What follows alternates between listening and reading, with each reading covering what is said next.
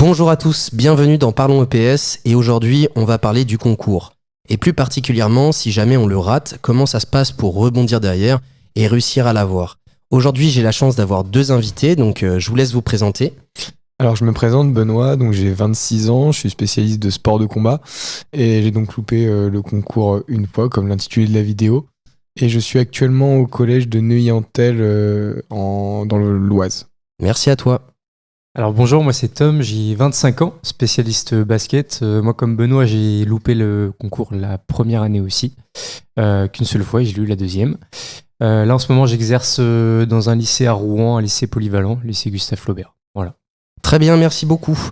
On va essayer justement de lever le voile et essayer de voir ensemble les vérités ou les mythes autour justement de ce concours. On va commencer par un vrai ou faux si ça vous convient. Alors la première affirmation c'est on peut privilégier certaines épreuves. Est-ce que pour vous c'est vrai ou est-ce que pour vous c'est faux?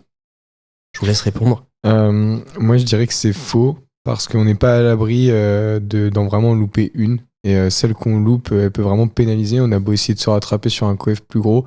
Si il ne le rattrape pas, on peut louper son concours. Franchement, chaque point est à prendre. Donc il faut y aller. Moi je dirais vrai et faux.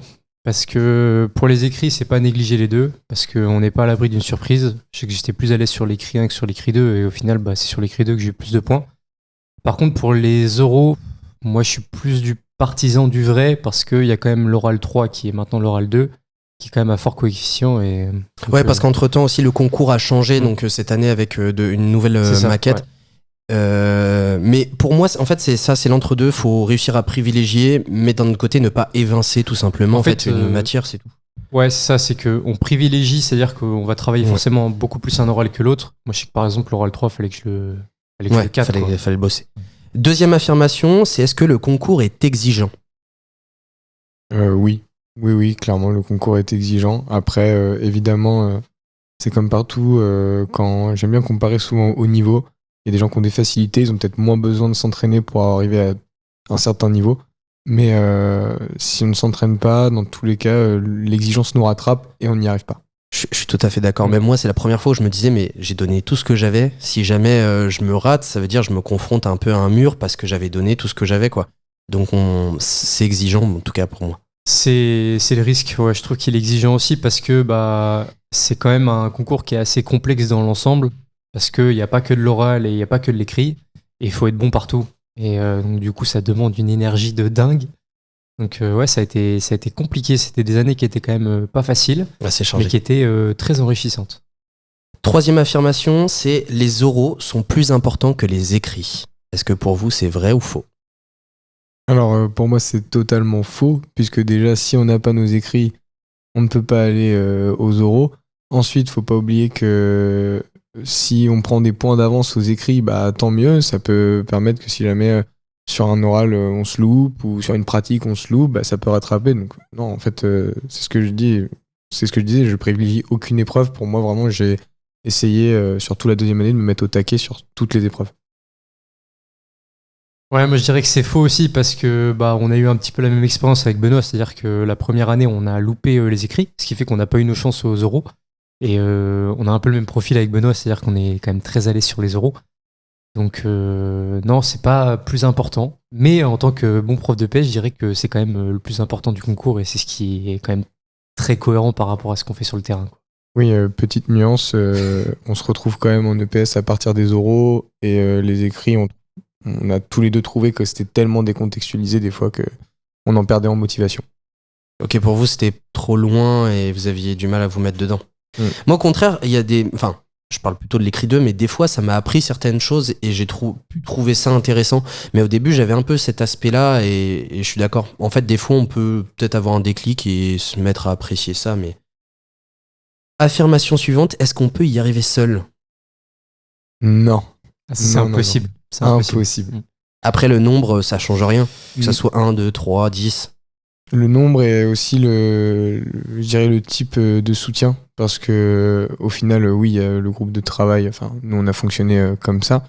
Mais je dirais que n'importe quel soutien qui permet des fois rebondir sur une baisse de motivation, faut le prendre en fait. Faut le prendre, faut écouter et essayer de le saisir. Il y a de ça, et il y a aussi, je trouve, la confrontation d'idées qui était juste hyper enrichissante, dans la mesure où, en fait, sur tous les écrits, nous, on se confrontait. C'est-à-dire qu'on se faisait lire nos écrits, on se faisait lire nos arguments, et même pour les oraux, on s'interrogeait en permanence, et c'est ce qui fait que ça améliore notre esprit critique, et en fait, on est vachement plus cohérent par rapport à certaines choses, quoi. Et la principale erreur, parce que c'est celle que j'avais fait la première année, c'est accepter d'écouter les autres sur quelque chose et pas juste dire son idée pour confronter. Mais si on n'est pas capable d'écouter les autres et d'accepter l'idée de l'autre, même si elle paraît farfelue ou essayer de la retravailler, bah en fait on n'évolue pas parce qu'on se reste enfermé dans notre schéma. Et la preuve, en tout cas pour ma part, c'est que le schéma il n'a pas été bon la première année. C'est super intéressant ce que tu dis, je pense que c'est vrai, mais effectivement, il y a plein de moments où des fois, il faut se remettre en question sur sa vision, sur les idées, sur ce qu'on doit mettre. Et pour autant, des fois, il faut réussir quand même à le défendre pour montrer que ça a quand même une plus-value. Et en fait, tu as tout à fait raison. Je pense que l'équilibre, il se trouve entre les deux pour vraiment réussir et progresser, à moins d'être une machine de guerre et d'avoir tout de suite les bonnes idées dès le début. Mais je pense que c'est important d'avoir les deux. Dernière affirmation, est-ce qu'on peut réussir en ayant une vie sociale ? Oui, tout à fait. Par contre, Elle est plus limitée. elle est beaucoup plus limitée. Surtout que si on compare les 2 années, la première année, moi j'ai eu une vie sociale débordante. La deuxième année, j'ai eu une vie sociale beaucoup moins débordante. Mais je pense que c'est de l'organisation. Il faut réussir à... Il y a un temps pour tout. Il faut trouver aussi, des fois, accepter de changer son planning. C'est-à-dire qu'à un moment donné, ça passe pas. C'est pas le moment de réviser. C'est pas le moment de bachoter le concours. Il faut accepter de faire une pause. Mais il faut pas que la pause soit trop longue. Et il faut pas que ce soit totalement désorganisé. Je suis un peu flou dans ce que je dis, mais en gros, il faut faire preuve de sens dans son organisation pour réussir à avoir une vie sociale. Ouais. Enfin, ça dépend quelle vie sociale. Parce que moi, j'ai pas réduit on va dire, mes moments où je suis avec mes copains ou avec vous en train de travailler, parce qu'il y avait aussi ces moments-là, et c'était quand même des moments sociaux. Mais par contre, il y a beaucoup de distractions que j'ai effacées durant la deuxième année et qui m'ont permis de gagner un temps. Faut faire de la place, quoi. Ouais. Et je vais être un peu, on va dire, un peu vieux con là-dessus, mais sur ma deuxième année, je crois que sur les 3 premiers mois ou les 4 premiers mois, au moins sur la préparation des écrits, j'ai désinstallé tous les réseaux sociaux. Parce que ça me prenait un pareil. temps. Moi, j'ai mis un filtre de couleur. Il y a une étude qui montre que si on met un filtre noir et blanc, on a moins envie d'aller sur le téléphone. Bah, moi, j'avais fait ça, j'avais enlevé TikTok, tout ça. Et moi, le fait de plus avoir ces notifications et plus avoir cette surcharge informationnelle, ça m'a laissé de la place aussi pour les infos que je devais vraiment, on va dire, retenir. Et en fait, ça m'a permis de vraiment prendre du plaisir sur les temps à côté que je prenais, quoi. Et c'est hyper intéressant ce que vous dites. Là, c'était plutôt les réseaux. Moi, c'était pas trop ça. C'était pas trop l'usage du téléphone. Moi, j'ai besoin d'un temps social de fou. On a passé 2 ans ensemble en petit groupe de travail. Toute la journée, j'étais avec du monde à parler, mais le soir, j'étais encore capable de soit sortir, soit me retrouver devant la console, encore à jouer, etc. Et en fait, j'ai trié. J'ai essayé de trouver ce qui me faisait le plus de bien pour ma pause. T'as priorisé, quoi. J'ai priorisé. Donc, par exemple, c'était le sport, personnellement. Et la console et jouer en ligne, je l'ai très très très peu fait pendant la dernière année, quoi. Très bien, merci les gars. On va pouvoir rentrer un peu plus dans le vif du sujet et donc parler de votre première année. Comment s'est passé pour vous? Et on va détailler d'abord un peu plus peut-être pour Benoît et ensuite pour Tom. Comment s'est passée cette première année? Cette première année, elle s'est très mal passée. Très clairement, pas seulement parce que je n'ai pas eu le concours. Il y a eu une sorte d'effet boule de neige avec des résultats aux écrits qui n'avançaient pas. On était, donc pour ceux qui sont en préparation de concours, c'est du bandeau 1 tout le temps. Et aussi l'énergie donnée, qui n'est pas donnée de la bonne façon, sûrement. On rebondira quand on verra ma différence entre ma première et ma deuxième année. Et en fait, l'estime de soi, au fur et à mesure, qui descend. Et on finit au mois de... Moi, je pense que c'était novembre-décembre, donc seulement 3 mois après. On avait écrit tous les samedis matins, et des mois, je sortais de la salle. J'avais versé ma petite larme dans le couloir d'à côté. Enfin, voilà, on était vraiment dans un... Et le problème, c'est que c'est un effet boule de neige, parce qu'on s'enferme là-dedans. On a beau en parler aux copains, je ne m'étais pas caché de vous là-dessus. Mais en fait, c'est un effet boule de neige, et on n'arrive plus à ressortir de ça. Il ne faut pas se laisser enfermer là-dedans, en tout cas. Ok, donc c'était plutôt un cercle vicieux, un ensemble de choses qui ont fait. Donc Benoît, pour remettre dans le contexte, toi, c'est les écrits que tu as ratés. Est-ce que tu le savais? Est-ce que tu t'en doutais avant? Est-ce que tu y croyais? Comment ça se passait?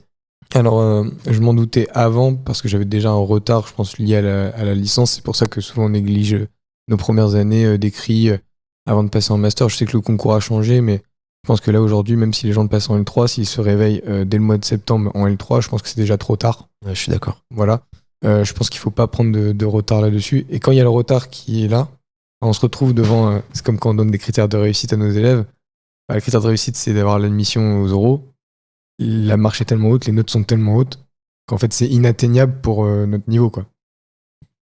Très bien. Si tu devais mettre le doigt un peu sur ce qui a péché ou la chose qui t'aurait empêché de réussir sur cette première année, ça serait quoi? La chose, c'est savoir quoi travailler.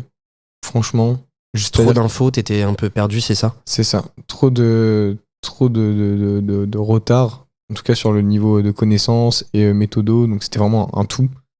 Mais du coup, quoi prioriser à ce moment-là pour sortir la tête de l'eau et pas se laisser enfoncer, justement. Dire qu'est-ce que je dois bosser? Et du coup, des temps à passer. Et d'ailleurs, là, l'effet de groupe, attention, quand on est plus en difficulté, nous, on a beaucoup bossé ensemble. Moi, j'étais tellement à des années-lumière, des fois, du niveau du groupe, à un moment donné, que j'essayais de donner de l'énergie pour vous dans le groupe pour essayer d'apprendre avec vous. Puis en fait, vous étiez déjà à valider des choses que moi, ça servait à rien pour moi. Il fallait déjà que je reste à la base. Ok. Et en termes de quantité de travail, est-ce que toi, tu penses quoi sur ta première année? Elle était...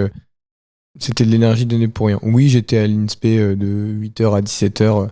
Et encore, des fois, certains matins, voilà, j'avais du mal à me lever pour arriver à 8h et j'arrivais plutôt vers les 10h, 11h. Oui, il y avait 4 heures, par exemple, par jour effectives. 4 heures d'énergie dans l'eau. Il y avait beaucoup d'énergie dans l'eau. Ouais, donc c'est pas très efficient. Non. Ok. Pas super joyeux. Non, pardon, on va passer des choses plus joyeuses Mais après. après, on va dire justement comment rebondir suite à une année un peu compliquée comme ça, quoi. Et toi, Tom, du coup, comment s'est passé à peu près cette année-là? Moi, c'était un peu pareil, mais c'était quand même un peu différent dans la mesure où je l'ai pas aussi mal vécu. Parce que on a eu la chance, comme dit Benoît, d'avoir un groupe de 12 personnes, ce qui est énorme. Et en fait, c'était tellement enrichissant sur cette année-là que j'ai appris plein de choses et ça m'a fait passer des steps. Mais je savais que ces steps-là, ils suffisaient pas parce que je donnais pas le travail qu'il fallait à côté, quoi. Sur la première année de concours, je pense que j'avais 1 à 2 connaissances à moi-même. C'est-à-dire que tout le reste, je le prenais du groupe et en fait, je le prenais sans vraiment comprendre la complexité des connaissances. Et du coup, ça bloquait un peu et c'est ce qui faisait qu'à chaque fois, je me retrouvais aux écrits d'entraînement et je me retrouvais au CAPEPS blanc à me dire mais je comprends pas, j'utilise ces connaissances mais ça fonctionne pas, quoi. Et même quand j'écrivais, il y avait pas le déclic, quoi. Il y avait pas ce truc de se dire là enfin mon correcteur il va comprendre ce que je dis parce que même moi j'étais pas capable d'expliquer ce que je disais, quoi. Donc c'était hyper complexe dans ce sens-là, c'est que j'avais pas encore le déclic et je vous voyais aussi avoir le déclic sur la plupart du groupe et j'étais allé me dire mais c'est pas possible, je comprends pas et je posais des questions. Mais en fait, le fait que je travaillais pas à côté et que je cherchais pas mes propres connaissances, ça bloquait en fait énormément. J'avais pas encore développé cet esprit critique-là et du coup, je me sentais D'être pas... acteur un peu des choses que tu construis. Carrément. Et en fait, j'étais pas acteur parce que, je sais pas, j'étais peut-être pas assez bien mentalement sur cette année-là. Et Benoît, il soulevait un truc, je pense que c'est un cercle vicieux, on rentre dedans. Quand je pense qu'on voit que nos notes n'augmentent pas, etc., au bout d'un moment, on a envie de se dire ça sert à quoi? Enfin, je pense même que c'est inconscient à certains moments. Ouais, moi ça l'a été. On se dit pas là tout de suite je suis en échec, on se dit pas là tout de suite faut que je me bouge le cul. C'est au fur et à mesure, je pense que ça s'installe. Ce qui est aussi intéressant, et tu me diras Tom si c'est pareil pour toi, quand on arrive à un niveau master ou un niveau L3 pour ceux qui vont passer le concours en L3, on se dit notre scolarité s'est bien passée. Y a pas eu... C'est la première grande marche, je pense. C'est généralement... Enfin, même s'il y a d'autres étapes avant, mais... Il y a d'autres étapes avant, il y a peut-être... parce que c'est pas bien, il y a peut-être des gens qui n'étaient pas forcément des bons élèves et justement ont déjà réussi à passer des steps pour atteindre ce niveau-là. Mais ces gens-là, je pense qu'ils sont dans une meilleure configuration, en tout cas de motivation et psychologique, parce que ils savent déjà ce que c'est l'effort et ils ont déjà été récompensés pour leurs efforts. Alors que nous, on n'a pas fourni des efforts de fou. On va pas se mentir, il y a aussi un gap important, je pense, par rapport aux attentes qu'on peut avoir, soit dans le contrôle continu, soit au bac, au brevet. les attentes du CAPEPS sont complètement différentes et beaucoup plus dures. C'est une machine énorme. Et en plus, cette mentalité concours, je trouve qu'elle est hyper difficile à cerner. C'est-à-dire que quand tu n'as jamais vécu cette mentalité concours, la première fois que tu le vis, là, tu sais ce que c'est, quoi. Et c'est pour ça que moi, je sais qu'il me fallait une deuxième année et que j'ai loupé la première. C'était pas étonnant. Je le savais. Je connaissais les résultats. Et justement, tu t'en doutais ou pas avant de faire les écrits, ou c'était un peu inconscient? Je m'en doutais un peu. Après, mes notes, c'était très fluctuant, mais je dépassais jamais 11. Donc je savais que peut-être sur un malentendu ça peut passer. Je me dis, mais je me suis totalement dit ça. Et quand j'ai vu les notes, mais en fait ça m'a même pas étonné. J'étais hyper déçu parce que forcément tu vois tout le monde passer, tu vois tout le monde aller aux euros, et surtout que Benoît et moi on était un peu plus des cracks, on va dire, sur les euros, parce qu'on a une aisance à l'oral qui est quand même pas dégueu, je pense. Donc c'était votre point fort. Ah mais totalement. Mais enfin moi les euros, j'étais un des seuls candidats quand je suis passé au deuxième CAPEPS qui avait le sourire quand je passais. Même si c'était un sourire où j'étais stressé de fou à l'intérieur, pour moi j'avais la content qu'on te donne ta chance de pouvoir t'exprimer à l'oral. Moi franchement les euros, mais je les ai tellement bien vécus. Comparé à certaines personnes qui sont revenues en pleurant, moi j'étais avec tous ceux avec qui on l'avait loupé la première année. On était là sur la même session, mais on a pris un kiff énorme. On savait que c'était stressant, mais on était tous ensemble parce que là, on savait que c'était le nôtre, quoi. On savait que c'était pour nous, quoi.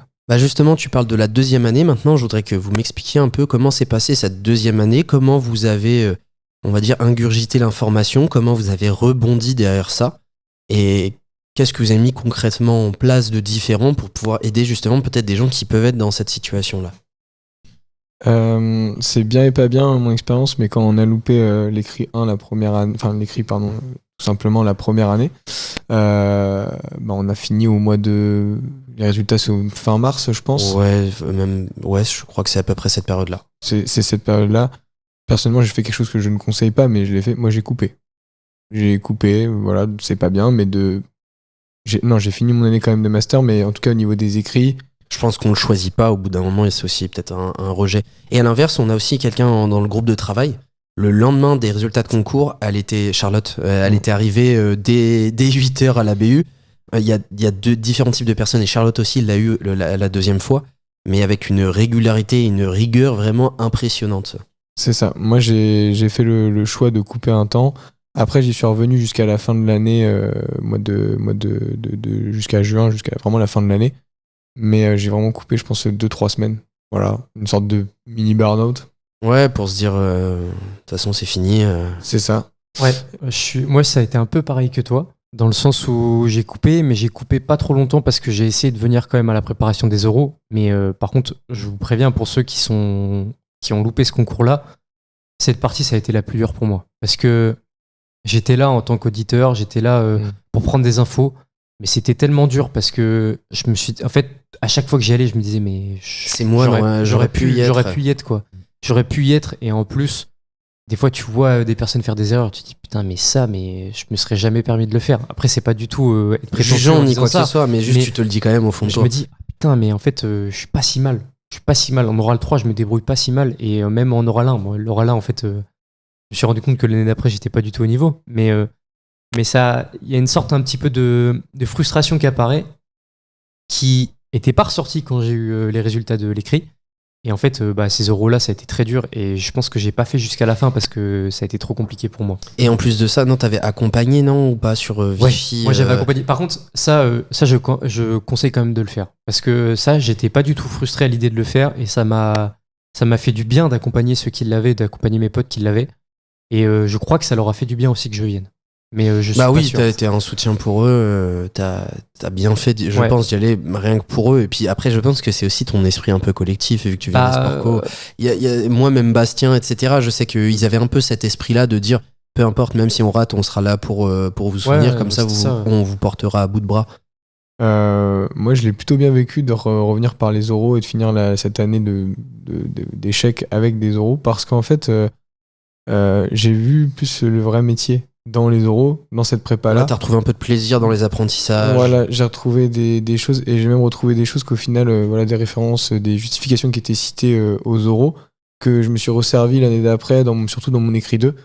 Donc franchement, dans tous les cas, derrière, faut passer, faut se mettre aux euros. Et c'est aussi, oui, très important, je pense qu'on l'a pas dit encore, prendre de l'avance. Parce qu'en fait, l'année d'après, si vous loupez votre concours, mais que vous l'avez, vous avez les écrits l'année d'après, tout ce que vous avez pris sur cette période-là de 2-3 mois des euros, c'est déjà de l'avance par rapport aux autres. Mais c'est considérable. C'est considérable. C'est comme quand on nous a conseillé, nous on l'a tous fait. Je pense qu'il n'y a personne du groupe qui ne l'a pas fait.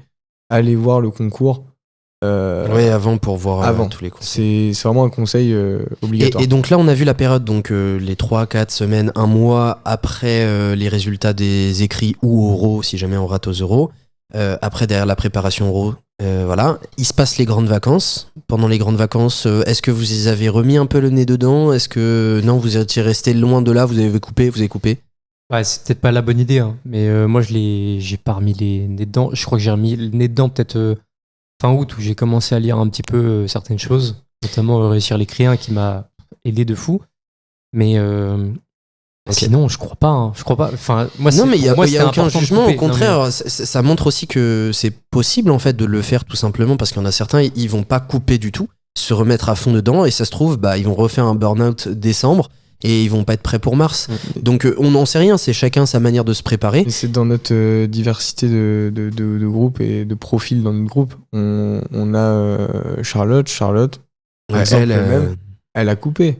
Mais pas autant que pas vous. Autant que nous, et elle est restée dedans en même temps. Et donc après, la deuxième année, qu'est-ce que vous avez mis concrètement en place? Est-ce que vous avez eu un déclic? Est-ce que vous avez eu quelque chose qui vous a dit ah ouais, là ça j'enlève ou faut que je change? Je dirais qu'il y a deux choses que je me suis tout de suite aperçu. Déjà, j'avais pris de l'avance. Mine de rien, il y avait de l'avance, il y avait des acquisitions, il y avait des choses qui étaient présentes. Et ensuite, tout de suite, surtout dans les coupures d'ailleurs, donc c'est pas des coupures qui ne servaient à rien, parce que c'est des coupures où je me disais qu'est-ce que j'ai mis comme énergie qui ne servait à rien, à quel moment je travaillais, ça servait à rien. Quels conseils m'ont donné les copains que je n'ai pas écoutés. On prend le conseil primordial, c'est t'éparpilles pas Benoît, choisis un truc et bosse ce truc-là et focalise-toi là-dessus, sur des petits temps courts, mais par contre focalise-toi là-dessus. Pareil, écouter plus les conseils, etc. Faut se remettre en question. Très important. Donc en fait, vas-y. Je peux me permettre de compléter par rapport à toi aussi, un changement que j'ai vu, on l'a déjà dit tout à l'heure, mais c'est l'ouverture d'esprit. Même des fois, t'étais plus en recherche, même d'avis, de critiques sur ce que tu faisais, alors qu'avant, t'étais plutôt dans le rejet des critiques qu'on faisait. Là, t'allais voir les gens pour dire qu'est-ce que je fais de mal?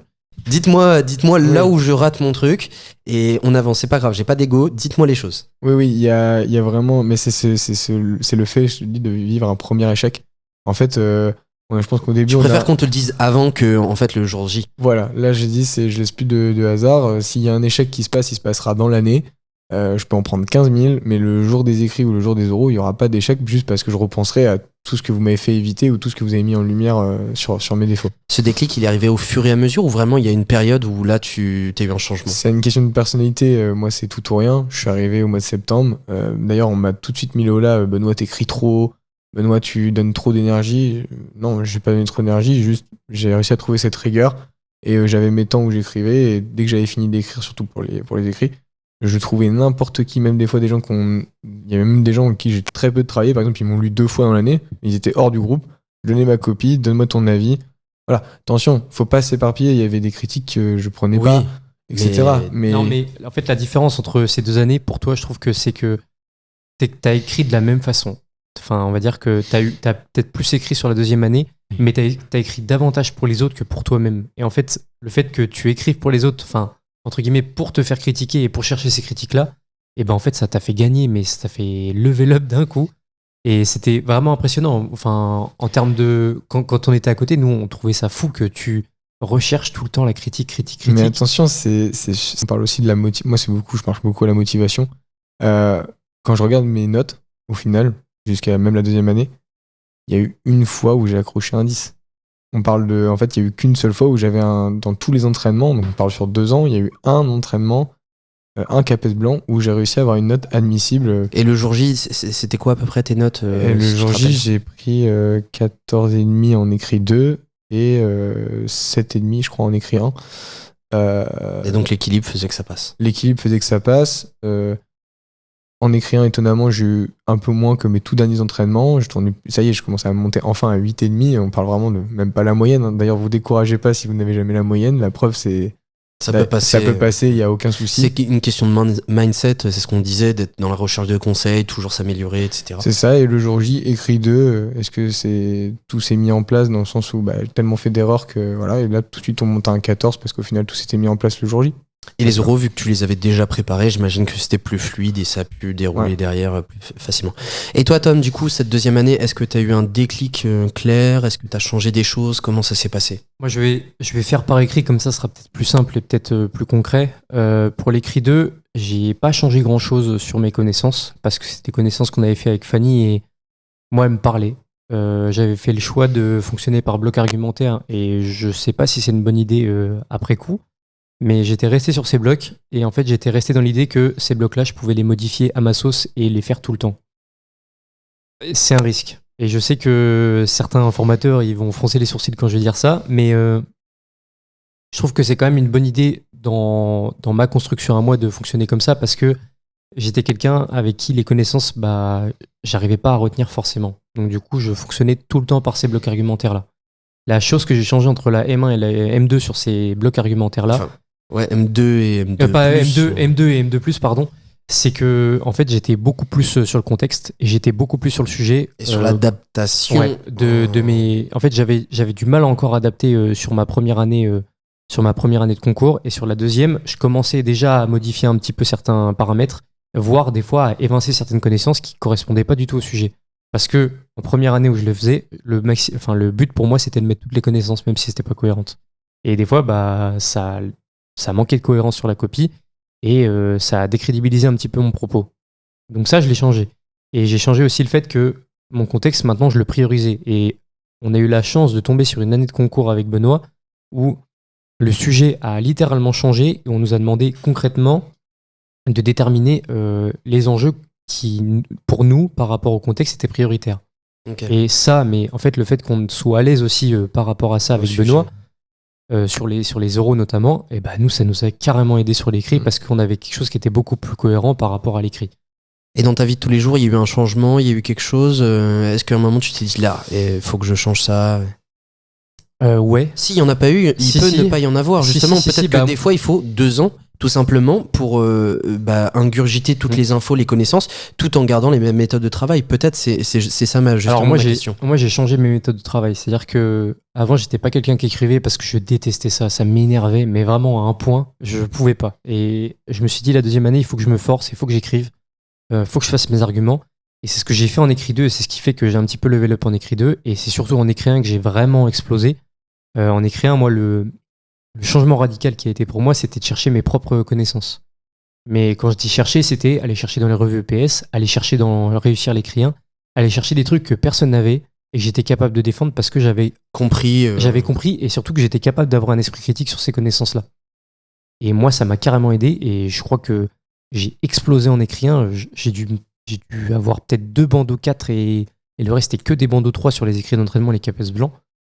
Moi, j'avais jamais connu ça en M2, enfin la première année. J'étais tout le temps en dessous de 10. Donc ça met en confiance aussi.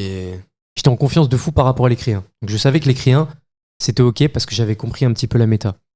Et c'est un petit peu ce déclic-là que j'ai eu en écrit 1. Je l'ai pas eu en écrit 2. J'ai pas encore eu. J'ai resté un peu trop en surface sur l'écrit 2.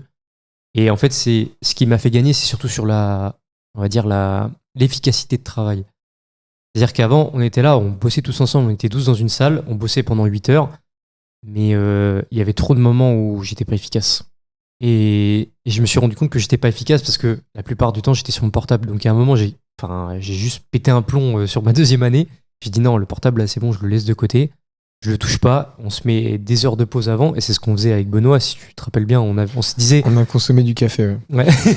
Non, mais on se disait, ok, on peut prendre plusieurs moments de pause, mais ces moments de pause, déjà, ils sont pas avec le portable, et en plus, là, on discute, quoi, on discute d'autres choses que ce qu'on faisait. Et après, le reste du temps, on discutait sur nos copies, et on écrivait, on se laissait des temps calmes à écrire, mais vraiment comme des fous, à pas se parler, et juste à écrire comme des dingues, quoi. Pareil, les jours où on n'y arrivait pas, c'était pas des jours perdus. Parce qu'à un moment donné, il y a des jours, par exemple, tous les deux, on a détesté écrire. Et à un moment donné, on n'avait pas envie d'écrire. On disait, si soit il y en a un des deux qui écrit, l'autre qui écrit pas, ça dépendait de la motivation de chacun. On n'a pas tout le temps bossé ensemble, hein. C'était avec aussi les autres membres du groupe. Mais à un moment donné, le conseil du copain qui dit mais stop, et juste lis ça. Va lire ça. Ou lis. Ouais, fais un truc cool, quoi. Juste pour être dedans, mais un truc qui te plaît pas, quoi. On se retrouve à la pause dans 1 heure. Ok, toi, t'auras pas écrit. Ah, c'était un peu ton moment c'est un petit moment de faiblesse, t'as pas réussi à écrire parce qu'on avait prévu d'écrire. On se prend pas la tête, t'as lu un truc, tu nous lis. Au final, ça avance. Non, mais complètement. Et en plus, sur ces moments où on avait du mal à écrire, on se disait on savait qu'il fallait pas se forcer parce que si on se forçait, on n'allait jamais rien ingurgiter, en fait. C'est ça. C'était bête, et en mais plus, on c'est pas était un peu comme ça. qualitatif. C'est pas qualitatif. L'écrit est pas bon. Quelqu'un te lit, te dit, mais là, t'as écrit ça. Toi, ça. tu dis oui, mais je l'ai fait à moitié. Ça n'a pas d'intérêt. Voilà, ça n'a pas d'intérêt. Donc, faut vraiment pas hésiter à, par contre, faire un truc tout de suite utile à côté, une bonne lecture. Lire même les écrits des copains, vraiment se placer comme juste correcteur, c'est très bien. Et vous forcez pas non plus à lire des choses qui vous plaisent pas, parce que votre lecture elle sera encore moins effective. Moi, je sais que en ayant lu complètement Réussir à l'écrire, c'était passionnant de fou parce que j'étais un vrai mordu de. Non mais vraiment. Il t'a des pas. Peut-être pas pour tout le monde. Non mais moi j'ai adoré ce livre, mais vraiment parce qu'il y avait des choses que j'avais pas perçues. Mais je l'ai bouffé et c'est pourtant je suis pas un gros lecteur, hein. Mais celui-là mais putain, mais c'est fou. Il m'a aidé en fait. Il est maso.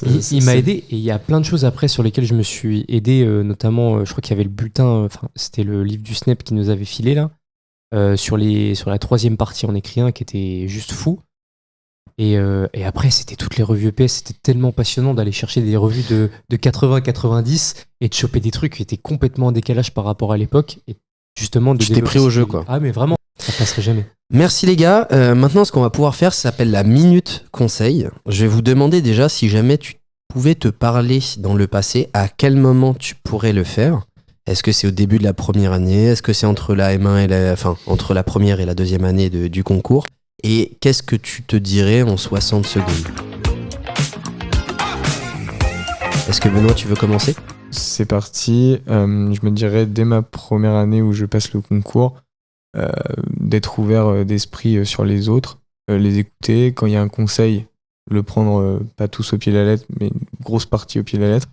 Et ne pas aussi se décourager parce qu'on n'a pas de réussite et qu'on voit que des échecs. De temps en temps, essayer de trouver quand même une réussite dans ces échecs. Très bien, merci à toi. Tom, si tu pouvais faire ta minute conseil. Ouais, moi je vais mettre un petit chrono, comme ça je vais savoir.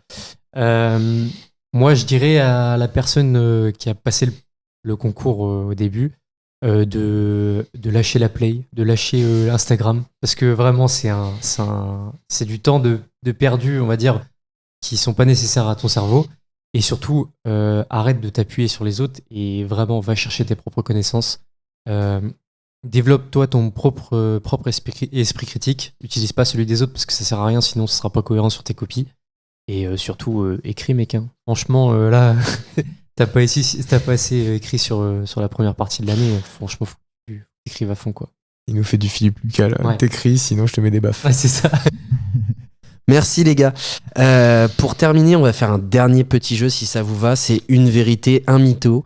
Une vérité sur ces années de préparation au concours et un mytho, et à nous de deviner lequel est la vraie, laquelle est la fausse. J'ai lu tous les livres de préparation de concours, tous les articles qu'on m'a donnés. J'ai corrigé un jury en spécialité. C'est-à-dire en spécialité, il s'était trompé et tu l'as corrigé. Je l'ai corrigé. Okay. C'est les deux. C'est les deux. Donc il y en a une où tu as lu tous les articles et une autre où tu as corrigé un jury. En soi, moi je pense que c'est le deuxième. En soi, corriger un jury, ça peut arriver parce que l'erreur est humaine. N'importe qui, même si t'es jury, tu peux à un moment te tromper sur quelque chose. Donc après, c'est balèze quand même, hein, parce que. Et Benoît lire tous les articles, pas possible, pas possible. Avoir osé le faire déjà en oral. Pendant l'oral, t'as fait ça? Pendant l'entretien, tout début de l'entretien. En un oral blanc. Non, au vrai CAPEPS. Au vrai CAPEPS. Au vrai CAPEPS, d'accord, ok. Corriger quelqu'un pendant le... Ouais, c'était un petit peu malaisant, mais j'étais obligé de... Donc c'est la vérité. Bah moi j'aurais dit c'est la vérité et faut le reste. Pareil, je donne la réponse. Donc vas-y, explique. Alors ma spécialité, c'est le judo, et donc on a Gagliano qui est un Français qui a inventé une technique au sol, etc. Et le jury dès le début me dit remettez cette technique à un autre judoka français, mais qui c'était pas du tout lui. Et en fait j'ai dit si, la technique s'appelle la Gagliano et ça porte le nom du gars qui l'a fait en fait. Et en fait c'est pas que j'étais à l'aise, je pense que c'était un moment de déconcentration, j'ai répondu non et j'ai insisté, et le jury m'a souri. En fait je pense qu'il y en avait un des deux qui en fait s'est aperçu de l'erreur et du coup a souri aussi. Ils sont passés à une autre question. Mais t'as eu combien juste de mémoire en... J'ai eu 19 en oral de spécialité. Ok, et d'accord. Est-ce qu'ils avaient raison? Non, du coup, j'imagine que. Non, ils avaient peut-être tort. qu'il y avait juste un autre judoka qui faisait aussi la technique, mais ça venait pas de lui, quoi. Mais ça venait pas de lui. C'était pas lui à l'origine qui avait mis en place cette technique-là. Ouais. Putain, c'est dingue quand même. Et donc, Tom, ta vérité, ton mytho? Moi, ma première affirmation, c'est que j'ai utilisé des refs qui n'étaient pas du tout des refs. En fait, c'était le nom de famille de mes copains sur les copies. Et j'ai utilisé quasiment ça 2-3 fois par écrit. Et la deuxième affirmation, c'est que aux euros, aux pratiques de CO, j'ai fait le parcours noir, mais par contre, pas sans reste, puisque j'ai carrément déchiré l'entièreté de mon t-shirt à un point où les jurys ont cru que je m'étais fait attaquer par un sanglier. Voilà. Je vous laisse deviner l'affirmation qui est.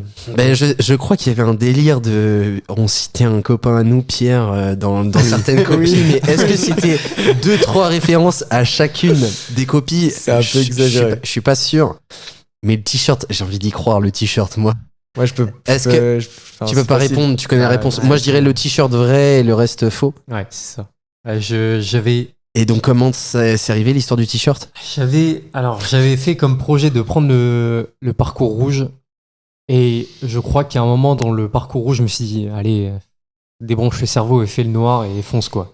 Et quand je disais fonce, c'est-à-dire que je prenais aucune ligne directrice, je faisais du tout droit dans la forêt. Mais pour ceux qui connaissent la forêt à Vichy, ne faites jamais ça. Je vous en supplie, ne faites pas ça. Parce que les branches, elles sont là pour vous abattre.